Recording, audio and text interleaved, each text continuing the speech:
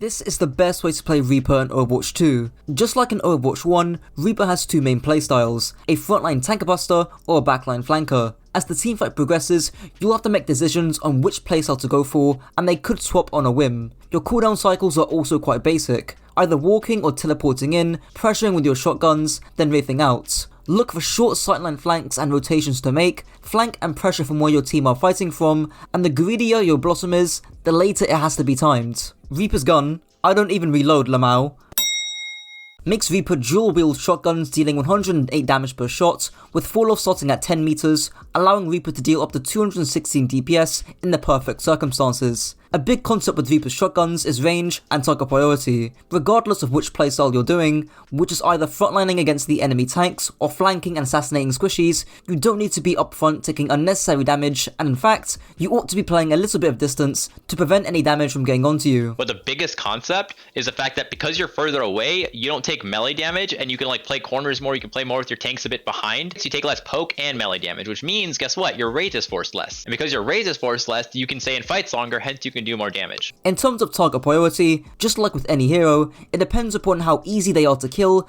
and how dangerous they are. This does tie a lot into your playstyle, because if you want to flank and their backline aren't really easy to kill, you're not going to really be targeting backline a lot. But as the fight progresses, your target priority can and should switch, as I'll talk about later on. The penultimate piece of advice is trigger discipline. I like to Hog and Tracer, who also focus on landing their shots in close range. Taking the extra half a second or so to realign your crosshair will help you land more meaningful damage. Not to mention, if you're flanking behind the enemy team and you're unscouted, landing the first shot is critical, as it's basically free damage that you're missing out on if you end up missing your shots. The last thing to mention is the corner abuses Reaper, especially when holding short sightlines. Too many Reapers tunnel on the target they're shooting and do the platinum habit of walking forwards and abandoning cover. Keep in mind, you can still land respectable damage from a few meters away, whilst conserving your HP with smart cover usage. Reaper's first ability, the Devil's Advocate V2, makes Reaper become an invincible shadow for 3 seconds, moving 50% faster, paired with an 8-second cooldown. All status effects are cleansed, and your guns are reloaded. The general rhythm or cooldown cycle of Reaper is very simple. Just like Orisa and Mei, you're reliant on your cooldowns to be aggressive. In Reaper's case, you either walk forward or flank behind, apply pressure with your shotguns, and use Wraith to escape back to your team. And from there on, you just rinse and repeat. All meaning that the main use of your Wraith is gonna be defensive. You really don't want to use your Wraith loosely, being careless about where you end up with your Wraith. Use corners and tone your aggression when your Wraith is forced. I can live with your Wraith being forced, but you better not finish your Wraith where you started, which is exactly what you did. If you felt the need to Wraith, your positioning was such that you're taking damage. You can't just go, I'm Wraithing for invulnerability and to get healed a little bit. You've got to go, okay, I'm going to end up over here, where I've got a little bit or better cover, a little bit more work to do. Or you could potentially go, hey, I'm going to try to end up here and just delete this and then enforce this. These are all options. I don't want you just Wraithing and ending up right where you started. Your Wraith is a changing of your aggression level. And if your Wraith is getting forced and you feel the need of, no, I'm in a plenty safe spot, well, you weren't in an aggressive enough spot to start then when you had Wraith. The penultimate thing to mention is to know when to cancel your Wraith. You may want to cancel it slightly earlier in the duel, either to dodge stuns, reload your clip, or to catch the enemy off guard. Just be intentional with using it in this manner, making sure it's not too risky to do. You might also want to think about where you finish your Wraith instead of always Wraithing back to your team. For instance, on King's Row first point defense, you might duel a squishy by the statue, and then use Wraith to escape back to the Mega and set up an off-angle engage. In this example, you're still toning your aggression with your Wraith because you're playing more passive to get your HP back. But in this scenario, you end up re-engaging from the angle to make your cycles more effective. I will say though that this advice can be dangerous when doing this against mobile comps like D.Va, Tracer, Lucio. If you don't Wraith back to your team against that kind of comp, you'll just get marked down and hunted when you're isolated like this. So I only really recommend doing this against comps with less mobility. Reaper's second ability, the Spooky Boy, makes Reaper disappear and reappear at a location of up to 35 meters in distance with a cast time of 1.5 seconds and a cooldown of 10 seconds. It can also be used in the air, reducing Reaper's fall speed. Since Reaper's teleport is very synonymous with flanking, which is one of his two main playstyles which I'll talk about at the end of the video, I'll introduce the more basic concepts here. The most key aspect of Reaper's teleport is timing. The The most common mistake is teleporting too early, which means the enemy team forces you out for free, effectively making the teamfight a 4v5. Here's Temporal giving an example of that here, where the positioning of the teleport was actually good, but it's completely mistimed. You teleported in when you were down 2. Of course they saw you teleport in, and they had resources to come chase you out because they were up to. Then you're using your Wraith to get out. Your Wraith doesn't actually get you far enough out because of the depth that you're in, and then you're missing both of your cooldowns when they actually make their play. You staggered yourself, you dragged your team into basically a team wipe when your team was going to get out cleanly. This is not okay. Additionally, a very obvious tip is to not teleport in front of enemies, or at least teleporting when they're not focused on you. I believe there's a few frames at the end of your teleport animation where someone like a Widow or a Hanzo can still headshot you, so if you're going to do a greedy or aggressive teleport, they have to be timed later into the teamfight when attention is elsewhere, and they have to be in positions ideally with cover. Reaper's ultimate, the B-Tech Beyblade, makes Reaper empty both of his shotguns at breakneck speed, dealing 170 DPS in an 8 meter radius for 3 seconds. Your shotguns are also automatically reloaded.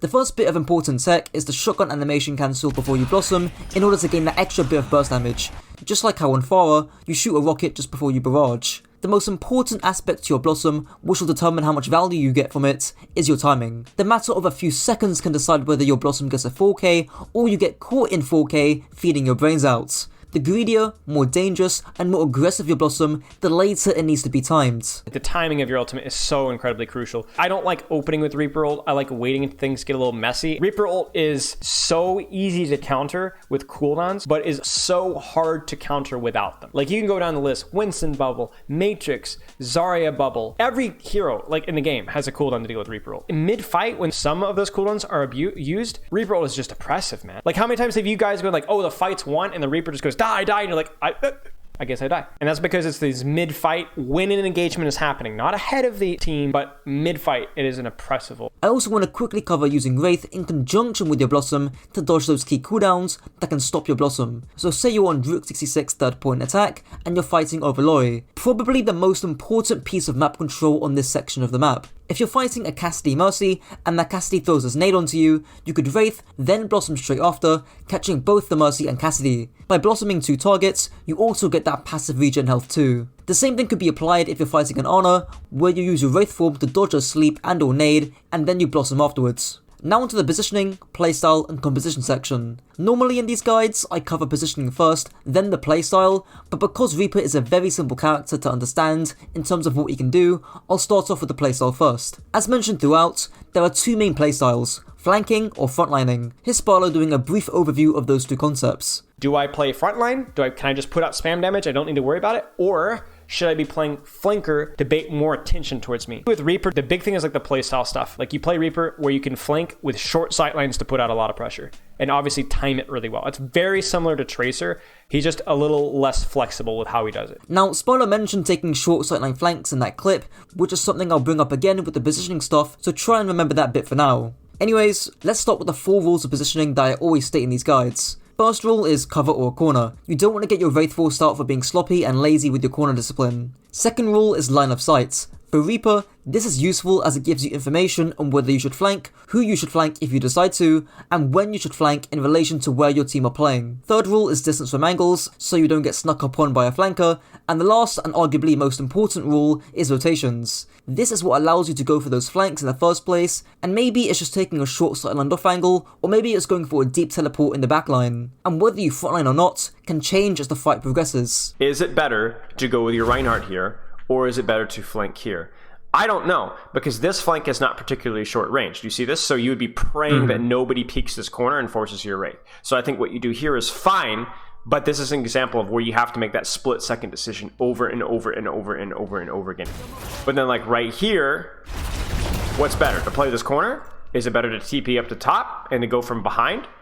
You see what I'm saying? Sometimes the answer's not so clear. So I wanted to interject here when Sparlow says the answer isn't so clear, because I think it is. Now, I've mentioned throughout that the more aggressive or greedy a play is, the later it needs to be timed, and flanking on the high ground is a greedy play. And since in this example, we're pretty late into the teamfight as our Ryan's about to die, it's a lot more valuable going for that flank now, because nobody's going to be expecting it when all the attention is on the Ryan. You could even teleport on the back piece of the high ground and completely catch them off guard. So I think a general rule of thumb, especially against those comps you can't really flank against, is to frontline initially, and then when the fight starts to devolve and attention is being split, you flank afterwards. Now the last thing I want to touch on is the compositional matchups, and again, they always refer back to the frontline versus flanker dichotomy. If the enemy backline is killable, immobile, and easy to get on top of, then the flanker playstyle is more appropriate. Think playing against perhaps Zen or Zen Mercy. But if the enemy backline is more mobile, and they can often speed past or completely ignore your flank, then pressuring the enemy tank up close with short sightlines then becomes the play. Think of doing this against like a Lucio Kiriko. Would you say it's better to like TP straight into the back with like a bubble and just try and assassinate their support and then go up with Wraith, or like? Very simple answer.